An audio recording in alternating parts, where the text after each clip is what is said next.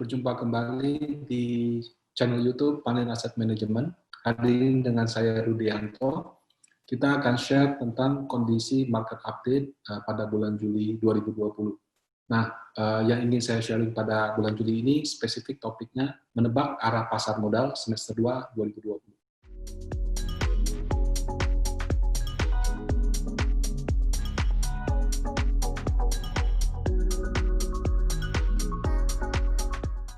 Jadi tidak terasa kita sudah memasuki di bulan Juli tahun 2020 ini. Semester 1 sudah kita lalui. Terus terang kemarin saya sempat berpikir seharusnya kita bisa tutup di IHSG level 5.000 di bulan Juni. Ternyata nggak bisa juga.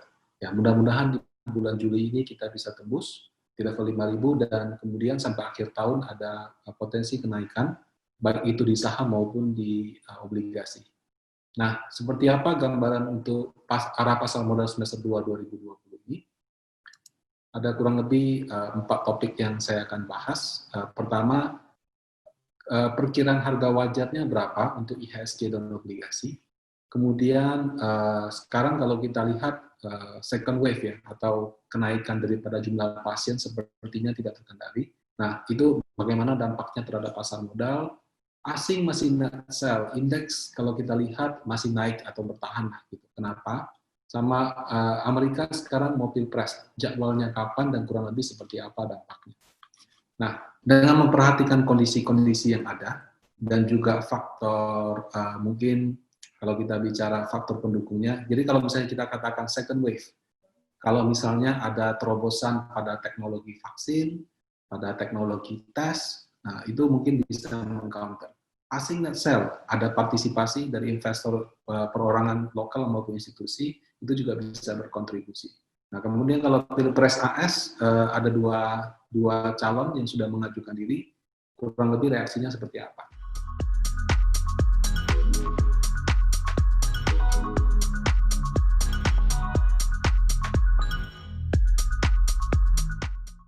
Nah, kalau dari kondisi-kondisi yang ada, berdasarkan pengamatan kami, mungkin untuk semester 2 2020, indeks harga saham gabungan berpeluang mencapai harga wajar di level 5.500 sampai dengan 6.000. Nah, kalau untuk reksadana berbasis obligasi, return full year-nya sih diharapkan bisa di sekitar 8 sampai dengan 10%.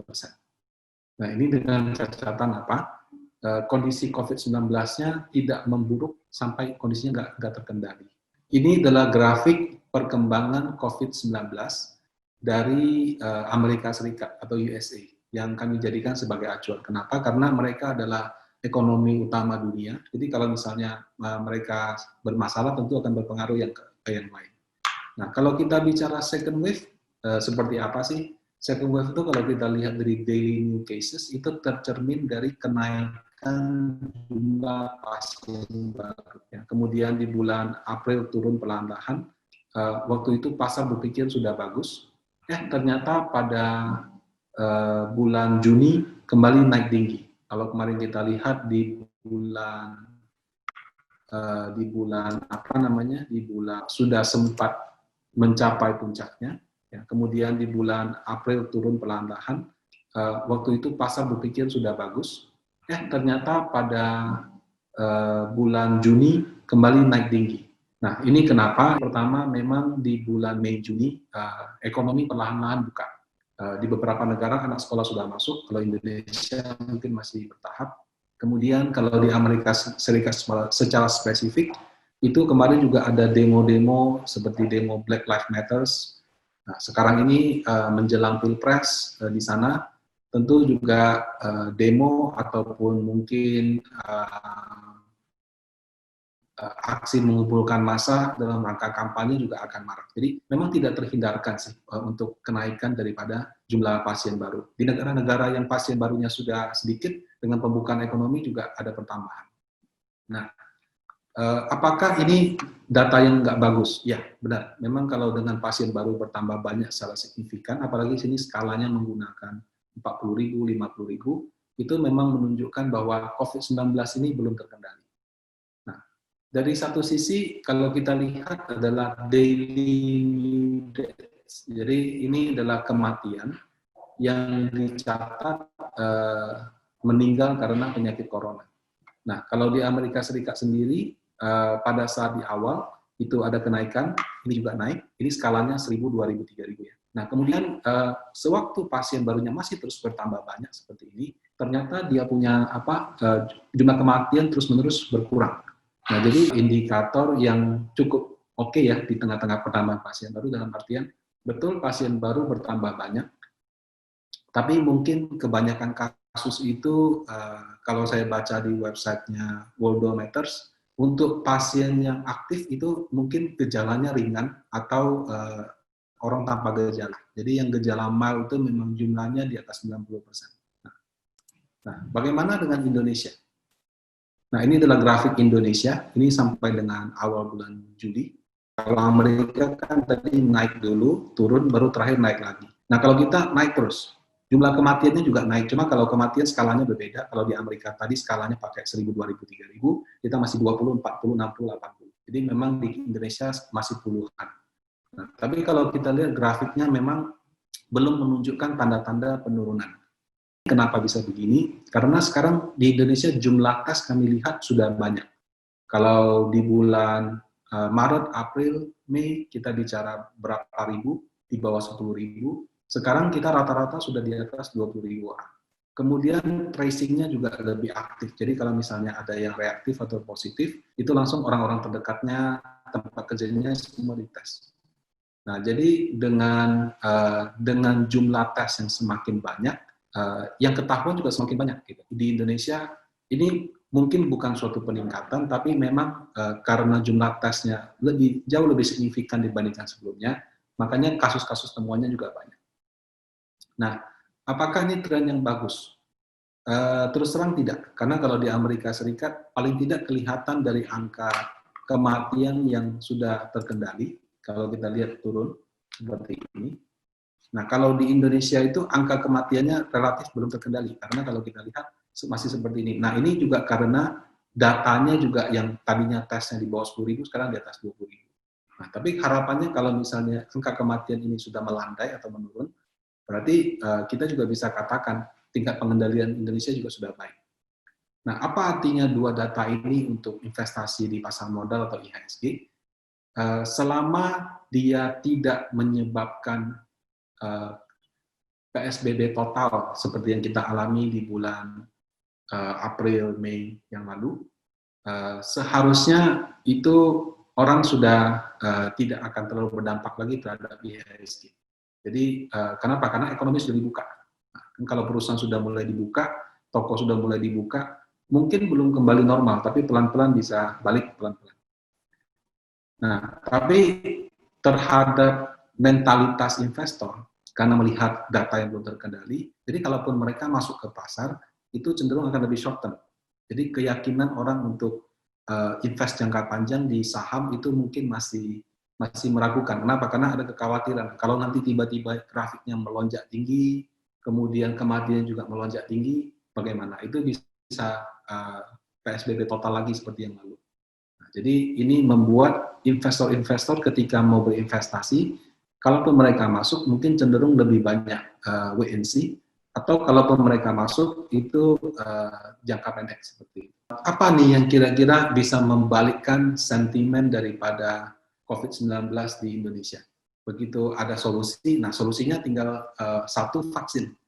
Nah, cuma vaksin itu menurut kami seharusnya dalam tahun 2020 ini masih sulit karena proses medis yang panjang. Yang namanya vaksin kan harus dites. Nah, kemudian katakanlah dites berhasil. Nah, kalau yang kita ikuti, yang namanya corona itu, kalau di Eropa dia tipenya apa, di Amerika tipenya apa, di Asia Tenggara dan Indonesia mungkin tipenya berbeda. Sehingga belum tentu vaksin yang efektif di satu tempat juga efektif di tempat yang lain.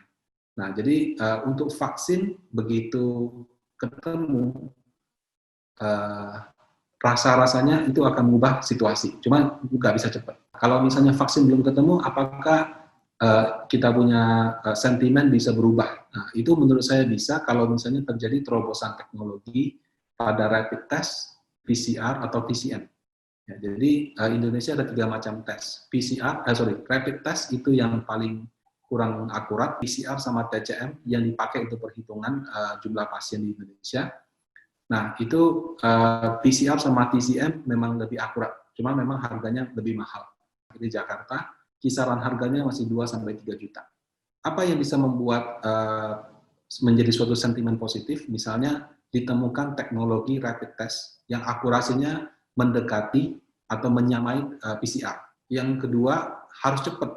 Harganya murah, di bawah 100.000, dan kemudian bisa dilakukan di luar laboratorium, jadi tidak mesti bawa ke lab dulu.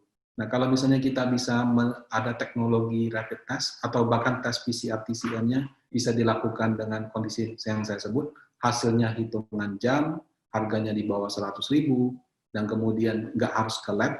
Nah, itu juga menurut saya bisa membuat ekonomi pulih lebih cepat, karena kegiatan seperti konser, kegiatan seperti sepak bola gitu ya, nonton film, atau mungkin sekolah, itu bisa diselenggarakan lebih cepat. Nah, sekolah itu juga merupakan suatu ekonomi yang besar, karena kalau orang bersekolah ada transportasi, ada jajan, ada beli seragam, beli buku. Kemudian kalau kita berbicara aktivitas ekonomi dari konser, dari hajatan gitu ya, dari resepsi, itu juga besar. Nah, sekarang kan memang masih terbatas. Jadi kalau misalnya salah satu dari dua poin ini muncul, menurut saya bisa menjadi suatu sentimen yang luar biasa positif untuk IHSG dan obligasi di Indonesia. Dana asing masih keluar. Jadi berdasarkan data dari Infovesta, di saham dari awal tahun hingga dengan 30 Juni 2020, asing melakukan net sell 34 triliun. Nah, kenapa asing melakukan net sell? Kami pertama ada kekhawatiran akan second wave, dan sekarang terjadi. Yang kedua, terjadinya flight to quality. Jadi mungkin aset di Indonesia itu dipandang sebagai yang beresiko, mungkin pulihnya lama atau apa, jadi mereka terus-menerus melakukan net sell. Bisa juga karena kebijakan aset alokasi. Memang kalau kita lihat, asing di saham itu memang masih net sell. Yang tidak net sell itu cuma di obligasi. Nah, kalau kita lihat grafik seperti ini kan logikanya kalau asing jual, saham kita jatuh. Nah, apakah benar seperti itu? Kita lihat grafik berikutnya. Nah, jadi penurunan IHSG dari level 6.000 hampir 300 di awal tahun turun ke level 3.000-an. Setelah ini naik secara perlahan, padahal kalau kita lihat grafik tadi, asingnya masih terus-menerus melakukan net sell. Nah, jadi kenapa bisa demikian? Kalau kita lihat tadi ada grafik asingnya masih net sell, IHSG-nya sudah bertahan, ini memang suatu fenomena yang menarik. Kenapa? Karena waktu pada PSBB kemarin, kalau saya juga sudah cerita pada market outlook bulan-bulan sebelumnya, saya ngobrol sama orang sekuritas, saya ngobrol dengan orang bursa, pembukaan rekening itu terjadi dalam jumlah sangat signifikan. Jadi mungkin banyak orang di rumah nggak ada kerjaan, ada dana gitu ya, dan kemudian ada kesempatan. Jadi kapan lagi kan IHSG turun sampai 30-40%. Nah, jadi banyak orang pada saat tersebut membuka rekening. Nah, pada saat PSBB itu investor korporasi itu karena mungkin masuknya juga terbatas, mungkin transaksinya tidak aktif. Ditambah lagi ada yang namanya kasus-kasus yang berkembang, jadi mungkin mereka juga sedang mengevaluasi ulang sekuritas yang jadi pilihan, MI yang jadi pilihan. Nah, jadi karena mereka melakukan hal tersebut, maka yang terjadi investor lokal institusi praktis nggak banyak bergerak selama waktu indeks koreksi. Jadi yang bermain itu ya hanya investor asing sama investor lokal tapi perorangan. Yang di luar dugaan, saking banyaknya pembukaan rekening investor lokal tersebut, kemampuan beli mereka ternyata bisa mengimbangi daripada penjualan asing. IHSG dari bulan April sampai Juni ini bisa mengalami kenaikan, itu menurut kami lebih banyak ditopang oleh investor lokal yang perorangan. Ya, jadi kalau kita lihat grafiknya, memang kenaikannya lebih banyak ditopang oleh investor lokal perorangan sampai segini. Nah, kalau dari view manajer investasi, akan sulit untuk mengangkat IHSG kalau cuma investor lokal saja. Yang mampu mereka lakukan mungkin menahan supaya tidak jatuh. Tapi kalau misalnya membuat dia naik tinggi, naik sampai level 6.000, itu suka tidak suka harus kolaborasi dengan investor asing dan juga investor lokal institusi. Ya, jadi investor lokal perorangan itu kuat menahan kejatuhan IHSG, tapi kalau untuk mengangkat perlu ada kombinasi dari tiga pihak. Nah, kalau yang kami perhatikan, orang-orang investor lokal itu rata-rata mainnya jangka pendek. Kemudian mereka menggunakan analisa teknikal, dan at some point sangat sensitif sama berita. Jadi kalau ada berita kurang bagus, ya mereka amankan dulu. Jadi tipe-tipe investor seperti ini yang lebih banyak mendominasi di bursa saham. Dan kalau misalnya sedang tidak ada volatility, ya kayak sekarang kan kalau kita lihat, sudah sebulan terakhir indeksnya ya gitu-gitu aja, nggak kemana-mana gitu kan. Transaksi juga nggak banyak, tapi ketika ada gejolak harga, misalnya turun dalam gitu, atau naik tinggi, nah transaksi daripada investor retail itu cukup aktif. Jadi betul, memang asing masih jual terus, tapi karena ada kontribusi dari investor lokal, indeks masih bisa bertahan, bahkan menguat. Tapi menurut kami penguatan untuk ke level 5.500 sampai 6.000 itu perlu ada kolaborasi juga dengan investor lokal yang institusi. Tidak berarti semuanya harus buy pada saat yang bersamaan, tapi kalau semakin banyak pemain yang masuk, itu akan lebih bisa membuat kenaikan IHSG lebih bertenaga. Topik terakhir, bagaimana dengan pemilihan presiden di Amerika Serikat? Saat ini sudah ada 2 calon, walaupun kemarin kalau kita lihat ada artis juga yang mengajukan diri menjadi calon presiden. Nah, jadi ada 2 kandidat, yang satu Donald Trump dari Partai Republik dan Joe Biden dari Partai Demokrat. Sejauh ini berdasarkan survei di sana, mungkin Donald Trump dianggap kurang cakap dalam penanganan pandemi corona karena terjadi kenaikan jumlah pasien yang tinggi, pengangguran, dan kemudian data-data ekonomi. Jadi karena dianggap kurang baik, dan mungkin juga karena gaya beliau memang cukup berbeda sama yang lainnya ya. Jadi memang menggunakan pendekatan yang berbeda dengan calon-calon dengan presiden pada umumnya. Jadi dia punya keunggulan sekarang lagi turun. Ya. Jadi kalau berdasarkan survei yang ada sih, kemungkinan dia terpilih kembali itu relatif kecil. Nah, tanggalnya adalah 3 November. Dari sekarang sampai 3 November kita akan melihat pertempuran yang antara kedua orang ini yang mungkin akan sangat aktif di media sosial. Nah, kalau untuk pasar modal Indonesia, mungkin dalam di bulan Oktober atau mungkin bulan September, hasil survei antara kedua calon ini mungkin yang akan menggerakkan bursa. Jadi kalau misalnya surveinya sudah mengatakan jelas yang menang si A atau si B, nah itu nanti akan direspon oleh bursa. Nah, sejauh ini memang Joe Biden lebih unggul dibandingkan Donald Trump. Bagaimana pandangan panen aset terhadap Pilpres Amerika Serikat ini? Jadi kalau dari pandangan kami, Donald Trump itu lebih positif untuk pasar modal. Kenapa? Karena cara berpikir beliau itu selalu mengutamakan ekonomi. Dan ketika terjadi masalah pada ekonomi karena pandemi corona, karena perang dagang dengan China atau apa, dia akan mengusahakan suatu kebijakan atau mungkin memaksa bank sentralnya untuk ambil kebijakan yang lebih pro pasar, seperti memberikan pinjaman, menurunkan suku bunga, menahan bunga kalau bisa negatif gitu ya. Jadi itu berbagai upaya dia lakukan. Jadi terhadap pasar modal, menurut kami Donald Trump cenderung lebih positif. Nah, kalau Joe Biden bagaimana? Kalau Joe Biden ini calon dari Demokrat cenderung tidak membela perusahaan seperti halnya Republik, tapi ya kalau dalam kondisi abnormal tentu juga ada seperti itu juga. Mungkin dia kebijakannya tidak akan se-ekstrim seperti Donald Trump. Jadi terhadap pasar modal positif, tapi tidak sepositif Donald Trump. Donald Trump itu karena pendekatannya yang unik, itu akan membuat volatilitas yang tinggi, terutama di negara berkembang seperti Indonesia. Jadi kalau misalnya Donald Trump terpilih kembali menjadi presiden, maka yang namanya fluktuasi yang tinggi karena kebijakan di sana tetap akan ada. Nah, sementara kalau yang terpilih adalah kandidat yang satunya lagi, Joe Biden, menurut kami seharusnya dia punya efek ke negara berkembang tidak sebesar Donald Trump. Jadi volatility diharapkan tidak terlalu tinggi.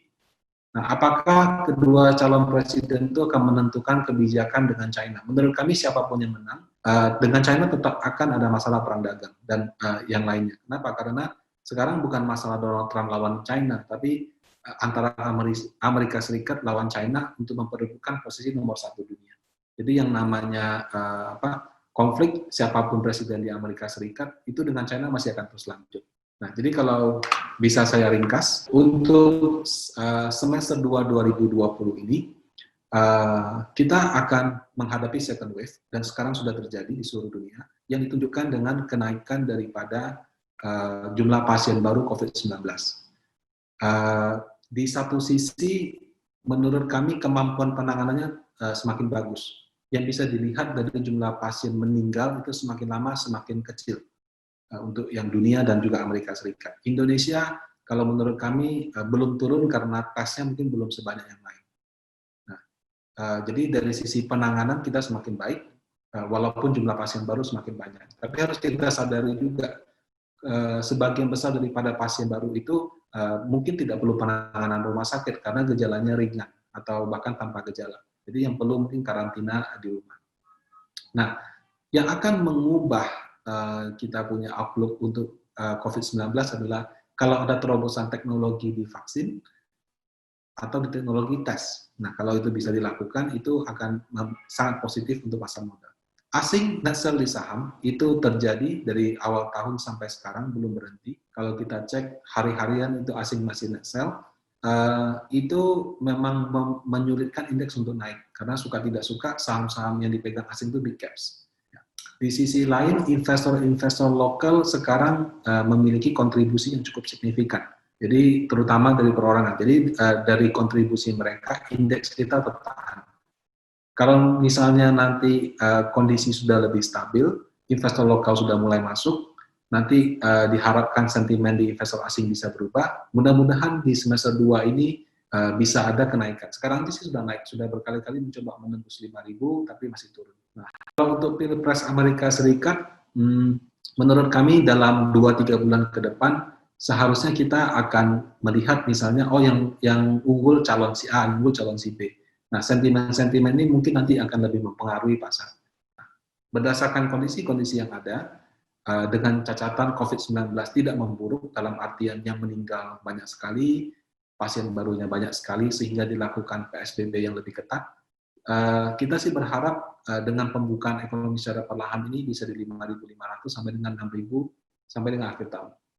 Kalau untuk reksadana berbasis obligasi, suku bunga akan turun, kemudian di mana-mana bank sentral merelaksasi, seharusnya sampai dengan akhir tahun bisa 8 sampai 10%. Atau kalau misalnya Anda lebih pesimis, 7 sampai 9 menurut saya juga sangat memungkinkan. Ini kurang lebih rangkuman kami untuk outlook semester 2 2020. Semoga yang kami bawakan bermanfaat. Kalau misalkan Bapak Ibu mau tahu event-event Panin seperti ini kapan lagi ada, bisa follow akun sosial media Panin Asset Management, bisa di Twitter, Facebook, atau Instagram, atau di YouTube Panin Asset Management. Nah, kalau misalnya kami ada event, selanjutnya akan kami informasikan melalui media tersebut. Pendaftarannya itu gratis.